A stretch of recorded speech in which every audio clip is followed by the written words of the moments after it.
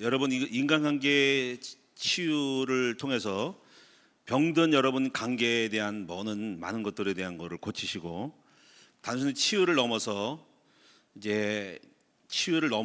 여러분이 사람을 얻으며 공동체 네트워크를 만들어서 나의 역량을 극대화시킬 수 있는, 너의 주변 사람이 전부 자원화될 수 있도록, 이게 여러분 나를 성공시키는 하나의 소스가 될 수 있도록 만드셔야 됩니다. 그래서 여러분이 성공한 사람이 아내를 얻는 것도 일종의 성공 중에 하나예요. 좋은 아내를 얻고 좋은 남편을 얻는 것도 나의 개인에 있어서 성공에 있어서는 좋은 전략가고 좋은 팀이죠. 그리고 자녀를 얻는 것도, 여러분 자녀가 많으면은 또 성공할 수 있는 확률이 높아요. 물론 어릴 때 고생하고 키울 때 힘들지만은 속썩이는 자식은 정말 왼수가 되고 나를 패망하고 손해를 입히지만은, 긍정적으로 보면 시편 127편에는 젊은 자의 자식은 장사의 수중에 하살과 같으니 그 자녀가 전통의 하살이 가득하다는 복되도다, 그러면서 원수들하고 성문에서 말할 때 자녀들이 아버지를 도와서 힘을 도와주니까는 성공할 수 있고 원수를 적을 이길 수 있다니까, 긍정적으로 보면은 자녀들이 많은 것도 여러분이요, 우리가 나를 성공시키는 요소라고 할 수가 있어요. 물론 그 자녀들이 하나하나가 인자가 되고 능력이 되면 어마어마한 파워를 갖는 것이죠. 그래서 여러분 인간관계의 이 치유를 여러분이 꼭 받으셔서 여러분이 오늘 정말로 고치셔야 됩니다. 그래서 7대 7가지 세븐 파워 중에 하나가 네트워크 파워거든요. 네트워크 파워라는 의미를 아셔야 됩니다. 인간은 홀로 살 수가 없거든요. 공동체 서로 네트워크를 통해 가지고 인맥, 중국에는 깐시라고 구축해 가지고 서로 인인하면서 내 주변에 누가 있냐, 내 주변에 훌륭한 사람이 많고 능력한 사람이 많으면 서로 도와주고 있는 거거든요. 그래서 이 네트워크 파워를 잘해야만이 여러분이 성공하는 거고, 이 성공한 사람들 주변에는 많은 인재가 있다고. 그래서 여러분 이거를 오늘 꼭 배우시고, 모든 내 주변의 사람들을 멸시하지 말고 나와 함께 친구가 되어주고 또 도와줘서 나를 함께 도와주는 굉장한 팀워크로 만들 수 있는 그러한 전략적인 인간관계의 성공자가 되시기를 축원합니다. 국회의원도 사람이 많아야 성공하고 대통령도 표를 많아야 성공하는 것처럼, 여러분 회사를 크게 하려는 것도 나를 돕는 인재들이 많이 붙어야지 성공하는 것이지, 혼자 하는 거는 구멍가게고, 혼자 하는 거는 구멍가게예요. 아무리 수입을 많아도 혼자서 하는 월급은 얼마 못 받아요. 그러나 사람을 얻고 사람을 부리고 사람을 쓰고 사람을 조직해가지고 다양한 경영과 사업을 일으키는 거는 나에 있는 그 수입의 창출을 여러분 복리로 가는 거예요. 배가로 10배로 가는 거기 때문에. 그러니까 여러분 어떤 CEO라든가 사장님들은 수십만의 종업원을 거느리고 다 그들이 사장들이 인재들이 불러들이는 거 아닙니까? 그러니까 오늘 우리는 예수 믿는 사람으로서 창세기 2장의 축복 중에 4가지가 이제 지혜의 복이거든요. 이 지혜의 복 속에서 다스리는 복, 리더자의 복을 받는 여러분 되는데, 이것이 바로 그 인간관계의 복이거든요. 오늘 여러분들에서 이 인간관계의 복을 받으시기를 축원합니다. 먼저 너무나도 여러분이 관계가 안 되고 고칠 것이 너무 많아요. 기본이 안 돼 있는 거죠. 그 정도를 넘어서 빨리 성공해야 되는데, 그래서 오늘 여러분 잘 알고 여러분 함께 절대로 실패의 자가 되지 않도록, 부부관계 실패, 부모와 자식 간의 실패, 친구 간의, 동료 간의, 교회에서 실패하지 말고 적어도 기본적인 치유를 받아서 성공적으로 나아가는 여러분 될 수 있기를 바랍니다. 하나님 우리를 부르시고 우리에게 단순하게 밥만 먹고 사는 것이 아니라 큰일 이루어야 되거든요. 자, 그런 축복을 받기 바랍니다. 그래서 여러분이 마태복음 또 5장 5절에 보면은 온유한 자가 복이 있나니 땅을 차지한다 그랬으니까, 저는 이 말이 굉장히 좋아요. 온유한 자가 될 때 땅을 차지한다. 온유. 나는 마음이 겸손하고 온유하니 내게로 와서 배우라 할 때, 이 온유라고 하는 거는 부드러움이거든요. 그리고 흡수력이거든요. 스펀지가 온유하잖아요. 부드럽잖아요. 이게 땅을 차지한다니까, 이게 온유가 인간관계거든요. 사람의 관계가 사람들이 나를 다 멀리하지 말고 좋아하게 만들었어. 그들이 다 나의 인력이고 능력이잖아요. 땅을 차지한다니까 땅은 여러분 내가 혼자 못 차지해요. 사람을 통해 차지하는 거니까 여러분 이 관계의 축복을 받으시기 바랍니다. 그래서 제가 이제 이 온유한 자가 복이 있다고 팔복 중에 나와가지고 그럼 예수님이 뭐 마음이 온유 겸손하니까 네 결심을 했어. 아, 나는 예수님을 닮으면 되겠구나. 아, 예수님만 닮아야 되겠다. 그래서 늘 겸손하고 낮아지려고 애를 쓰고 교만하지 않고, 교만하면 사람이 싫어해요. 높은 사람은 적대시기가 돼요. 높은 거는 바람을 많이 맞고 너무 고고한 척하면은 사람이 싫어해요. 낮아지고 밑바닥으로 내려와야 되고 다 누구나 나를 좋아하고 경계하지 않도록 만들고. 이래서 이제 제가 사무엘상 22장에 보면은 다윗이 이제 그 환난 당한 자, 원통한 자의 사람들 속에 들어갔거든요. 그 사람들을 얻은 거예요. 도망다니면서 인맥을 구축한 거죠. 그러니까 여러분이 그들이 다 전략이 자산이 된 거고 그들을 좋아하고 도와주고 하니까 그들이 나중에 다윗을 참 좋아하고 추대해가지고 다윗을 왕이 될 때 큰 힘이 된 거거든요. 이건 우리에게 적용할 게 뭐냐면 내 주변에 있는 사람이 환난 당한 원통한 자가 있으면 위로해주고 격려해주고 도와줘야 된다고. 그럼 나중에 작은 거라도 힘이 되고 도와주고 나중에 성공하게 되면 그런 사람들이 나를 다 돕는 그 인맥이 되는 거예요. 그러니까 사람들을 살면서 얻어야 돼요. 그러니까 결혼도 여러분 전략이에요. 남편을 좋은 남편 얻는 것도 나에게 능력이고 좋은 아내를 얻는 것도 나에게는 굉장한 인맥의 파워예요. 그러니까 나를 먼저 가꿔야 되거든요. 좋은 사람이 올 수 있도록 나를 매력 있게 만들고 나를 가꾸고 해서 그게 그러니까 여러분 전부 자기를 홍보하는 거잖아, 자기를 광고하는 거잖아, 그렇죠? 그 여러분이 지금 좋은 대학을 가고 나를 멋지게 만드는 것도 인맥이에요. 나 멋있으니까 나를 도와줘라, 나랑 함께하자 이거잖아. 여기 성형수술하는 것도 그렇고 예쁘게 팜하는 것도 그렇고 화장하는 것도 그렇고 전부 다 나 멋지지 나한테 와 하는 거거든요. 그게 일종의 하나의 나를 멋있게 만드는 거예요. 그러니까 우선 나부터 멋있게 만들어서 매력적이 돼가지고 청년 자매들은 나한테 좋은 사람이 오게 만들고 또 이렇게 되는 거예요. 그래가지고 성공하는 거고 또 좋은 대학에 들어가는 것도 여러분 왜 성공할까? 좋은 대학 가는 거는 거기는 훌륭한 집안의 좋은 집안의 자녀들이 다 거기에 학교를 다니니까 학교 4년 동안 대학 다니면서 인맥 구축하는 거잖아요, 그렇죠? 거기 재벌회장도 있을 것이고 훌륭한 예술가의 자녀들도 있을 것이고 목사님 자녀들도 있을 것이고 똑똑한 사람의 학자들의 재판관의 법관의 돈 많은 사람의 스포츠계에 훌륭한 자제가 있으니까 학교 가가지고 어울리면은 친구 되잖아요. 졸업하고 나면은 야, 너 우리 회사 와라 그럴 거 아니야. 내가 소개해줄게. 그게 그러니까 여러분 인맥이라고요. 그러니까 여러분들이 여러분 자신을 정말 훌륭하게 매력적으로 여러분을 도와주고 여러분 사랑해주고 여러분을 힘껏 도와서 여러분의 팬이 될 수 있도록 그렇게 만들어가는 축복된 여러분 되기 바랍니다. 그래서 제발 좀 눈 좀 뜨셔가지고 정말 사람들이 싫어하고 아유 저는 얘는 왜 그래? 아유 정말 꼬장꼬장하고 까다롭고 이렇게 뭔가 멀리하는 사람 되면 안 된다고요. 너무 고고한 척하지 말고 누구나 좋아하는 친근한 사람이 돼서 가까이 온유한 자가 되시는 우리 모든 청년들, 자매들, 우리 성도들 다 될 수 있기를 바랍니다.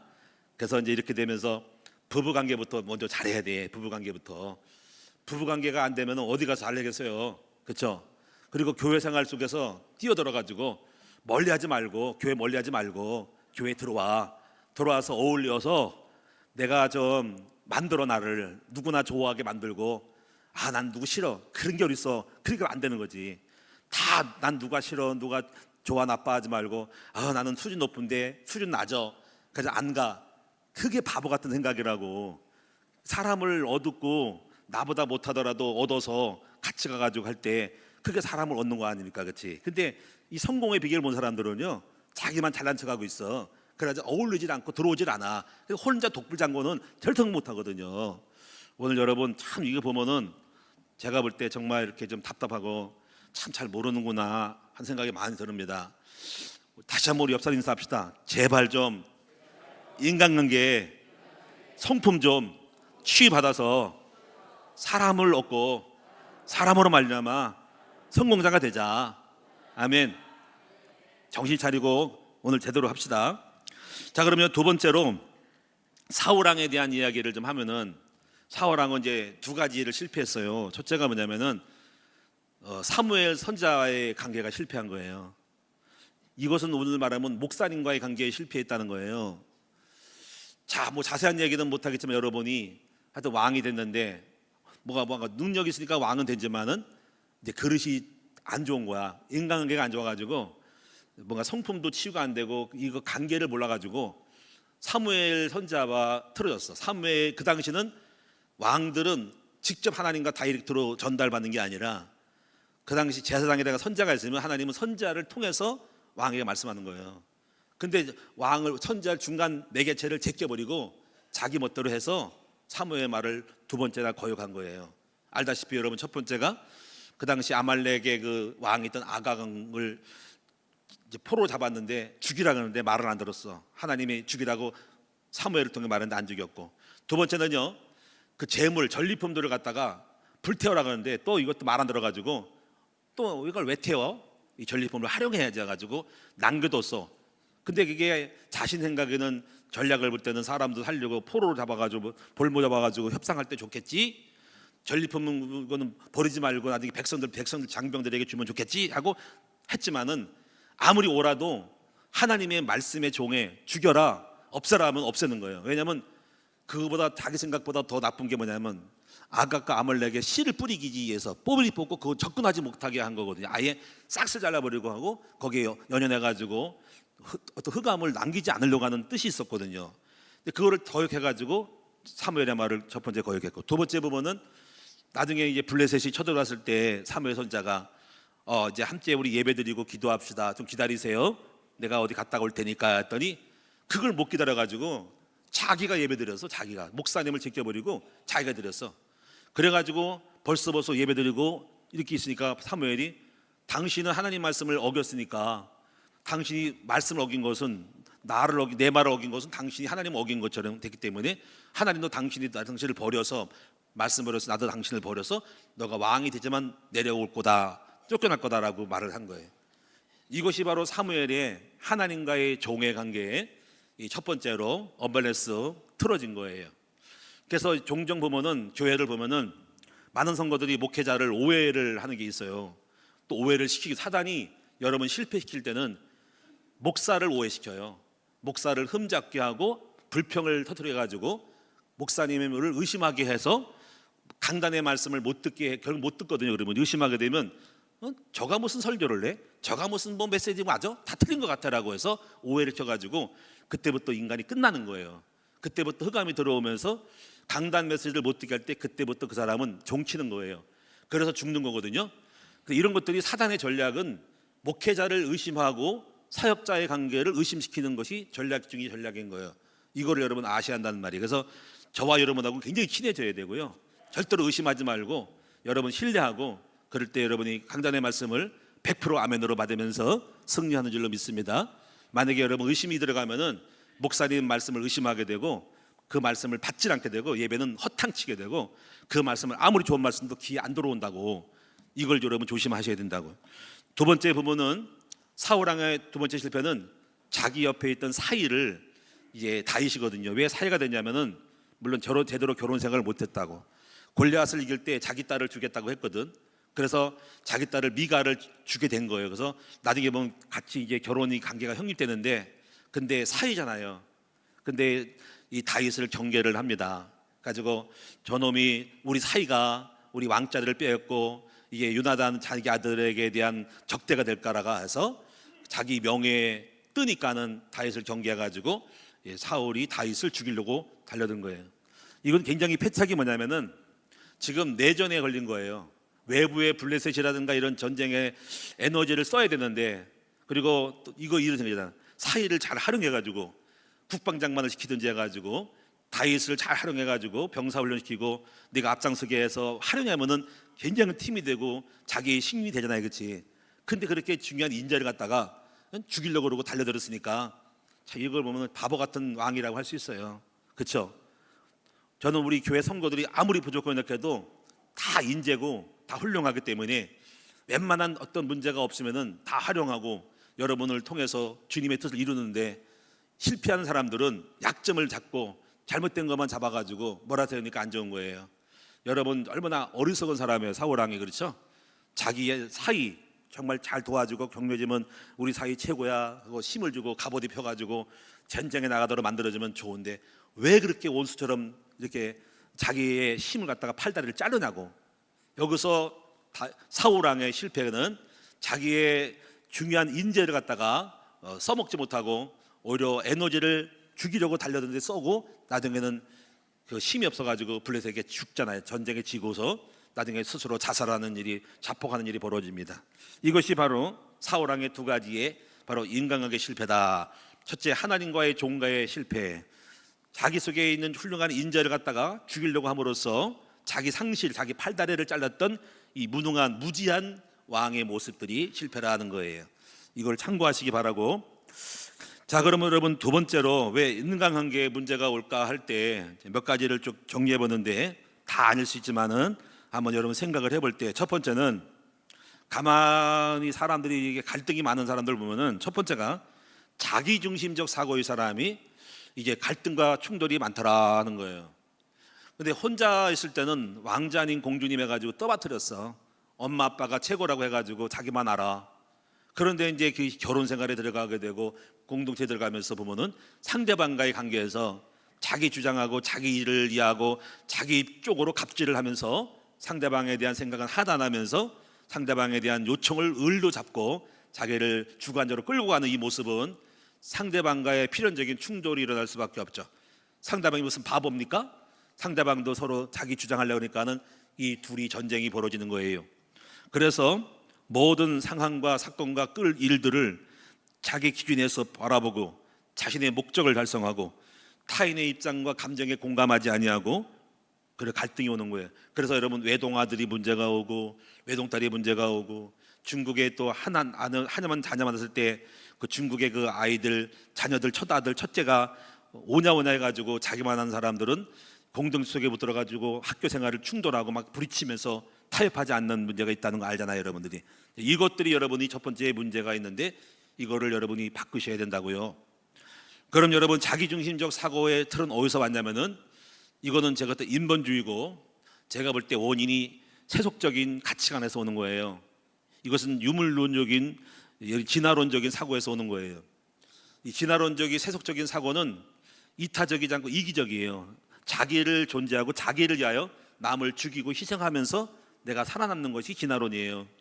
우리 몸도 마찬가지예요. 유능한 것은 뛰어나고 부족하고 무능한 것은 태아되는 거거든요. 진화론적으로 말하면 우리 인간은 원숭이였는데 물고기였는데 점점 무능한 거는 안 쓰는 거는 태아되면서 우리 원래 꼬리가 있었다는데 꼬리도 잘라지면서 좋은 것만 발달해가지고 작은 거는 없애버리고 하는 거예요.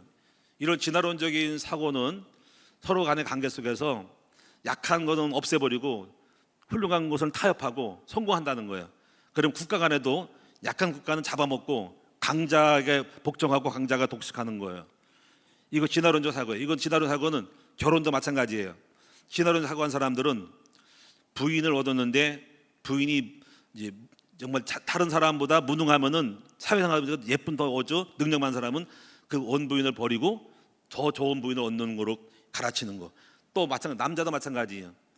내 남편이 무능해요. 근데 저 좋은 남편을 만나면은 거기에 대해 끌려가는 거예요. 이게 이제 삼류 드라마에 나오는 거예요. 예를 들면 이런 드라마, 이런 세속적인 드라마인 거예요. 어떤 가난한 청년이 누구를 연애하고 사귀는데 그 청년이 이제 돕기에서 자매가 열심히 도와가지고 성공시켜요. 가지고 너무 자기는 희생하고 섬겨서 좋은 대학 가가지고 성공해서 검사가 되고 판사가 되고 훌륭한 사람이 됐어. 근데 이렇게 훌륭하다 보니까는 이제 상류 사회에 들어가다 보니까 거기서 이제 좋은 사람 만나면서 어떤 여자를 만나고 하니까는 거기서 혹하는 거예요. 내가 이 여자를 만나면 출세하고 우리 장인어른이 뭐 더 좋은 제보를 해가지고 이래가지고 끌려가가지고 원래 나를 도왔던 여자를 버리는 거 해가지고 버려가지고 이제 가난했던 사람 버려가지고 출세의 길을 가는 이런 삼류 드라마가 있다는 거지. 이게 바로 뭐냐면요. 이것이 바로 자기중심적인 사고 속에서 이게 버리는 거예요. 근데 정말로 영혼을 사랑하는 그런 사람 아니면은 그런 일을 안 따라가고 이제 나를 도왔던 사람을 좋아하는 거죠. 이게 실제적으로 그래요. 실제적으로 여러분 결혼할 때도 보면은 이제 사회생활 하다 보면은 더 좋은 사람, 좋은 남자 여자를 만나면은 이제 무능한 이런 것들을 버리고 쫓아가는 것이 많은 이것이 바로 자기중심적인 사고인데 이것이 바로 세속적인 가치관에서 나온다고 하는 것입니다. 그래서 이런 것들을 완전히 바꿔야 되는데 아마 여러분 속에서도 아마 이기적이고 자기중심적인 사람은 모든 것을 이익의 재료로 삼고 성공을 해서 편가르기를 하고 또 이 회사를 떠나서 저 회사로 옮겨 타고 갈아타는 게 바로 그런 형태예요. 자기를 키워준 회사를 버려버리고 이익을 따라서 배반하면서 더 좋은 타협해가면서 더 좋은 연봉을 따라가는 배신의 역할을 많이 하는 거죠. 이합지사하는 거죠. 이기적으로. 그래서 이 당 저 당 가는 것도 마찬가지고 자기가 좋으면은 붙고 싫으면 버리는 이것이 바로 정글의 법칙이고 이게 잔인한 약육상식의 법칙인데 이런 것들이 깔려 있단 말이에요. 결혼 생활에. 그래서 자기중심적인 사고가 그런 걸 나타나는 거예요. 이거를 싹 바꾸면은 어떻게 되냐면 예수님의 정신으로 바꿔서 복음으로 바꾸지 않으면 안 돼요. 이건 일대의 내 삶의 의식의 전환점이 돼서 이걸 만드는 것이 바로 교회고 복음이라는 것을 명심하시고, 그래서 여러분이 결혼 생활하면 이런 사고를 가지고 결혼하면은 필연적으로 충돌이 올 수밖에 없기 때문에 복음이 아니면은 살 수가 없어요. 그래서 복음이 되면서 오늘날 좋아지면서 내 남편 내 아내가 내 기준이 아니라 상대방의 마음에서 그를 전도자의 마음으로 불쌍히 여기고 받아주는 쪽으로 바꿔주는 것이 치유가 되는 거예요. 두 번째 부분의 인간관계 문제, 두 번째는 소통의 부재예요. 분명히 소통의 부재. 소통의 부재는 일단은 부부간의 대화가 안 되고 다른 사람과의 대화가 안 되는 거예요. 아예 대화를 안 하고, 그리고 골방에 들어가서 각자 들어가고 대화를 전혀 안 하고 밥만 먹을 때만 몇 가지 대화하고 개인적인 좀 속사정의 깊은 대화를 못하는 문제도 있는 거예요. 그래서 자기 또 대화를 하더라도 대화가 안 돼. 하고 싶어도 그러니까 안 하는 거지. 자기 주장만 하고 일방적으로 끌고 가니까 대화가 하기 어려우니까 아예 못하는 쪽으로 처음에 해봤을 거야. 하고 나서 보니까 안 되니까는 아예 안 되겠다. 넌 알아서 하고 넌 살아라고 이제 여러분 이제 여러분 별거 하는 것까지처럼 해서 이제 여러분이 동상이몽을 하고 있다라고 보는 거예요. 그리고 또 조언을 할 때 뭐 또 훈계만 하고 가르치려고 하니까 누가 그걸 좋아하겠어요.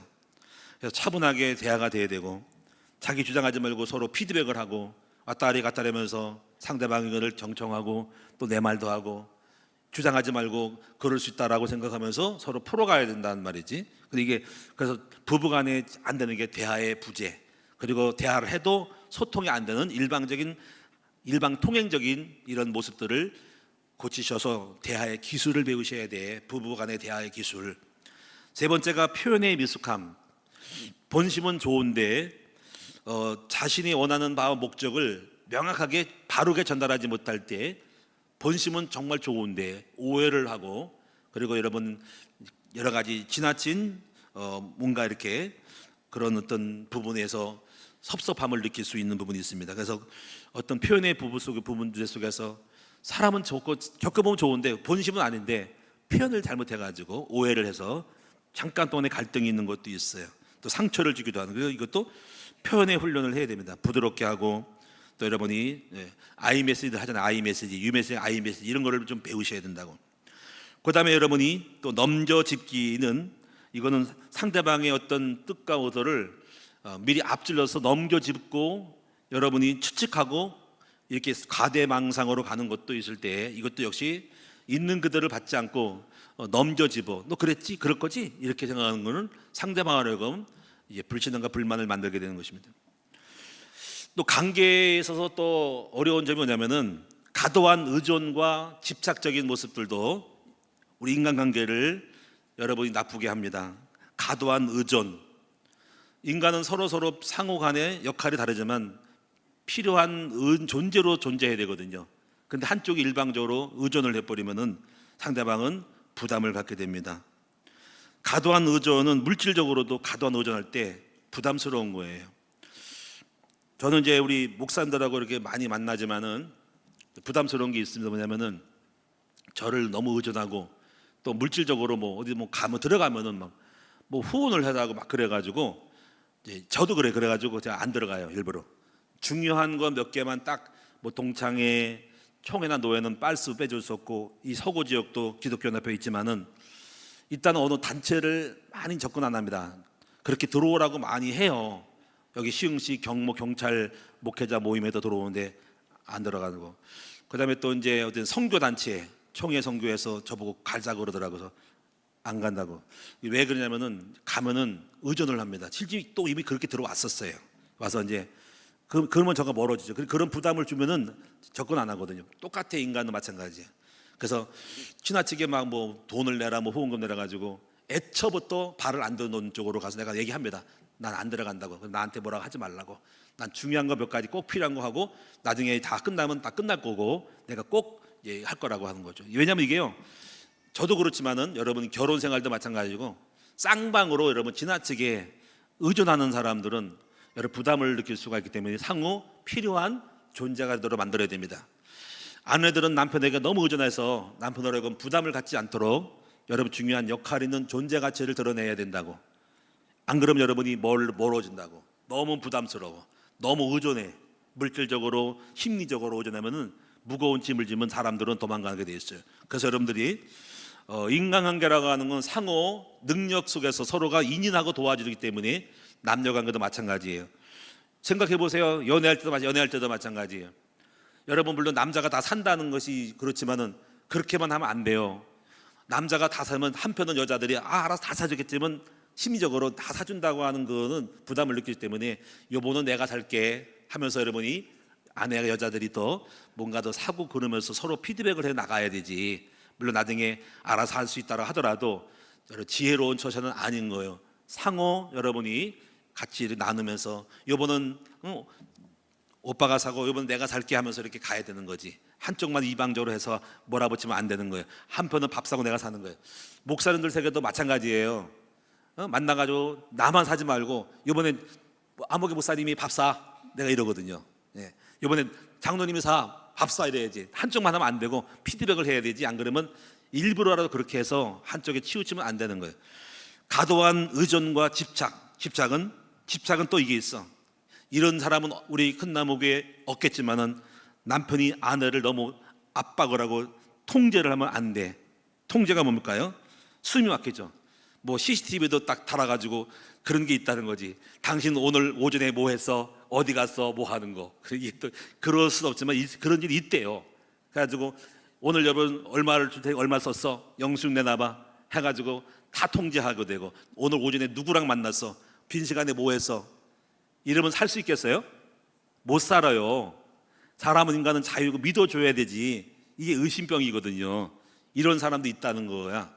그래서 너무 지나친 간섭은 너무너무 쪼이고 부담스럽게 하면은 다 도망가게 되고 숨이 막힌다고.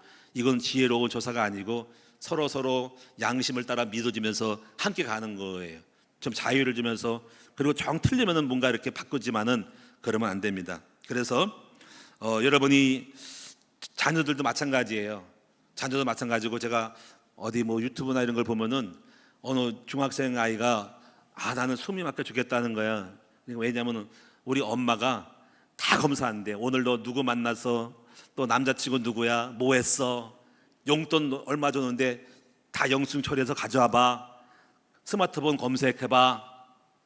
이래가지고 야, 피곤하겠다. 어떤 엄마인지 모르지만 물론 제가 잘못된 모습을 보이니까 감시한다는 마음이 있지만은 다른 방법으로 이게 해결해야지 그렇더라고요. 그래서 오늘 여러분이 그런 부분 속에서도 인간관계 문제가 올 수 있다는 거 명심하고, 또 강한 율법은 뭐냐면 가르치려는 태도, 상대방의 단점 약점을 끊임없이 지적하고 고치려 하는 바리새인적인 이 태도는요, 좋은 관계를 맺을 수가 없어요. 물론 가르치려고 하지만은, 물론 부모님이 자녀를 가르칠 때 그렇게 하지만 지나치게 끊임없이 지적하고 꼬치고 까지고 이런 거는 도망가요. 그래서 제가 알기는 지나친 율법적인 부모님 밑에는 자식이 같이 있으려고 하지 않고 독립하려는 경우가 많죠. 막 잔소리하고 막 꼰대처럼 잔소리할 때 꿈이 이겁니다. 물론 필요해서 하겠지만은 지나칠 경우에는 탈출하고 싶은 거죠. 탈출. 부모를 떠나고 싶고 혼자 살고 자유롭게, 물론 자유롭게 또 방종에 빠지니까 하겠지만은 지나친 율법과 강조는 탈출하고 싶은 거예요. 무서운 거죠, 쉽게 말하면요. 마찬가지 교회도 마찬가지고 가정도 마찬가지예요. 할아버지 할머니 어른이 무섭게 하면은 집안에 다 숨 막고 도망가려고 그러죠. 이익 때문에 붙어 있는 거지. 교회도 마찬가지예요. 목사님이 지나치게 율법적이고 꼬장꼬장하고 가르치려고 그러고 충고하려고 맨날 질타해버리면 아무도 숨을 쉴 수가 없는 거예요.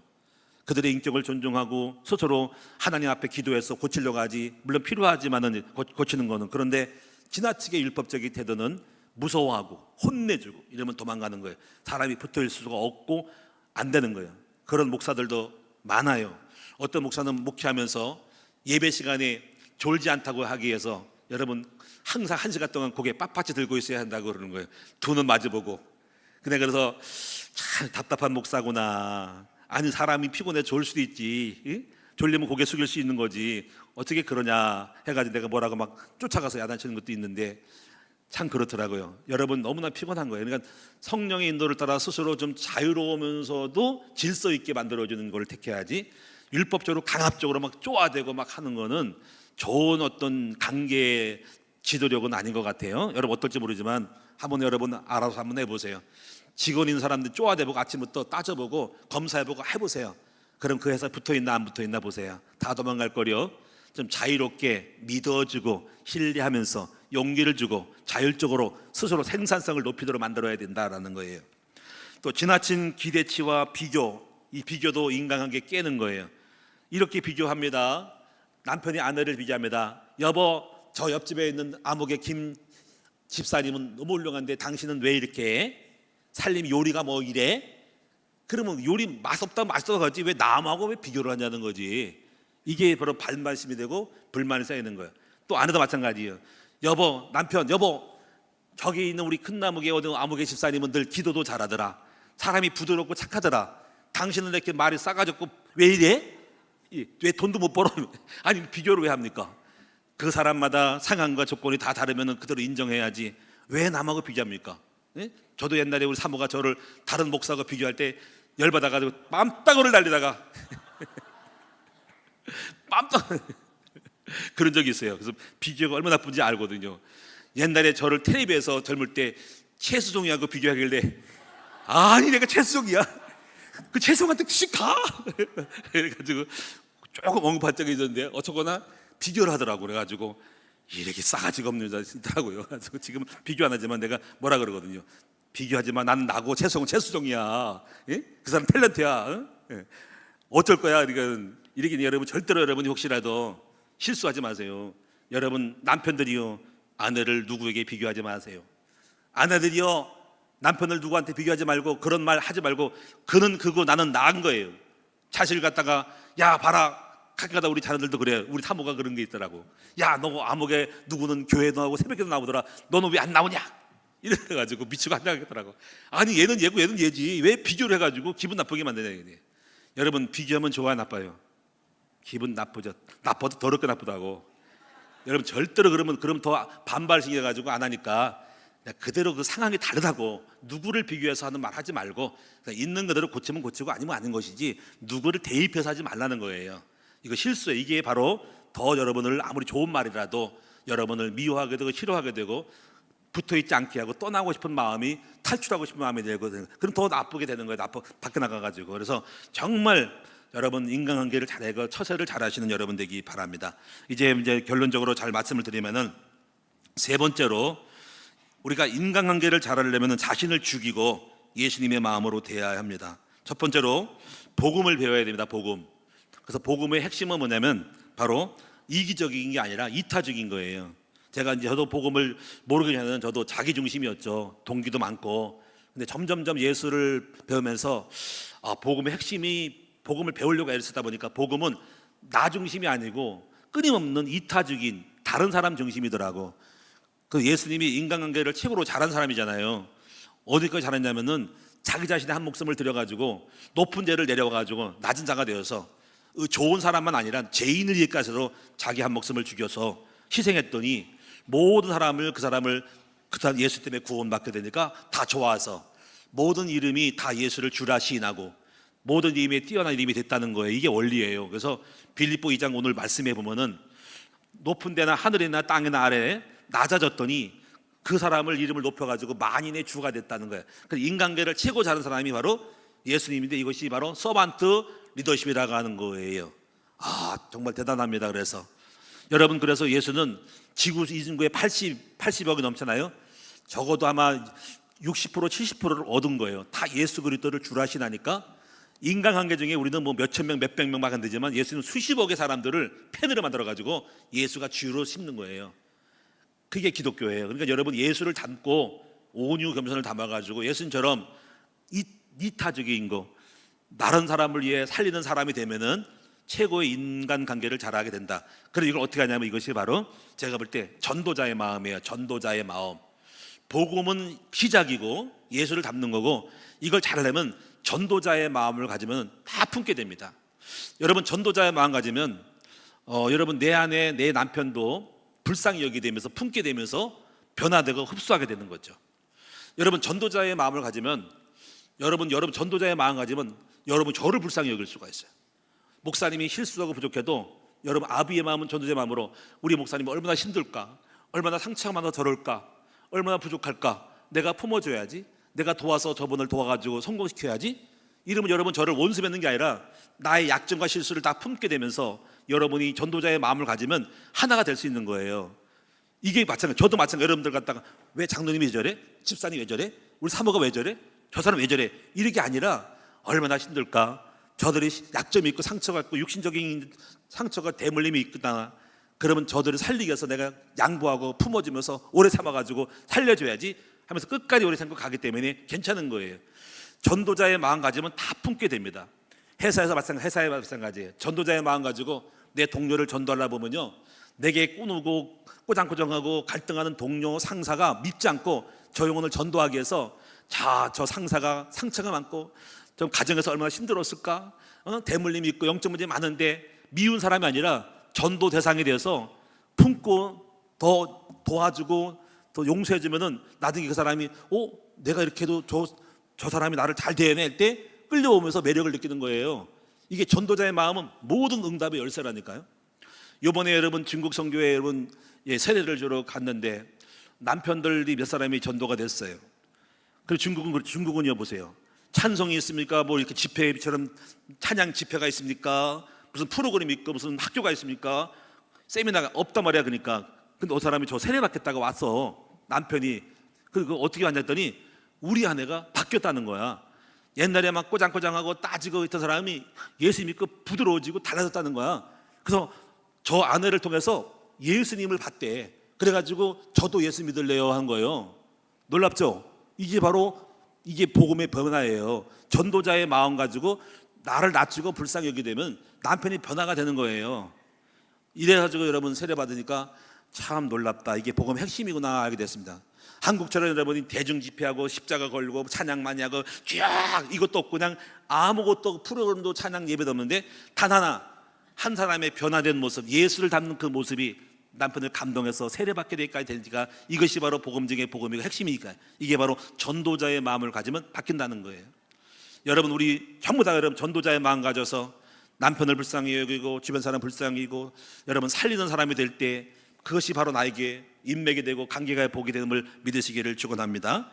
그래서 여러분 이것을 리더십이 뭐냐면 이것이 바로 종의 리더십인 거예요. 이걸 다른 말로 영어로 말하면 서반트 리더십, 서반트, 종의 형태를 가지라 그거예요. 전도자의 마음 가지면 다 불쌍하니까 다 살려주는 마음 할 때 누구도 원수 없고 미운 사람이 없고 다 함께하는 사람이 될 수 있는 거예요. 저는 그래서 그런 마음을 가지려고 애를 써요.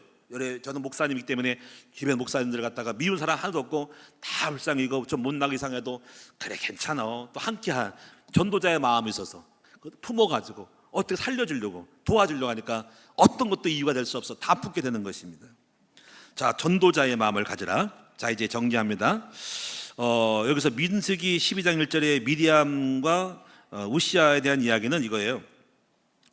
주의 종 목사와 사역자의 관계를 일단 여러분 잘 알아야 한다는 건데, 여기서 미디암은 모세를 비난했습니다. 물론 모세가 잘못했겠죠. 구스 여자를 취했으니까 아마 어떻게 그 당시에 첩을 둔 건데, 근데 이렇게 잘못했을지라도 그렇게 하면 안 되겠지만은 하나님과의 관계에서 하나님께 맡기고 자신은 함부로 그가 잘못한 거를 함부로 평가하고 이렇게 판단하면 안 되는 거예요. 또 그다음 보면은 이런 동기가 있는 거지. 모세만 하나님의 종이냐? 나도 하나님의 종이라는 마음 때문에 아마 그걸 빌리면서 비난했던 것 같아요.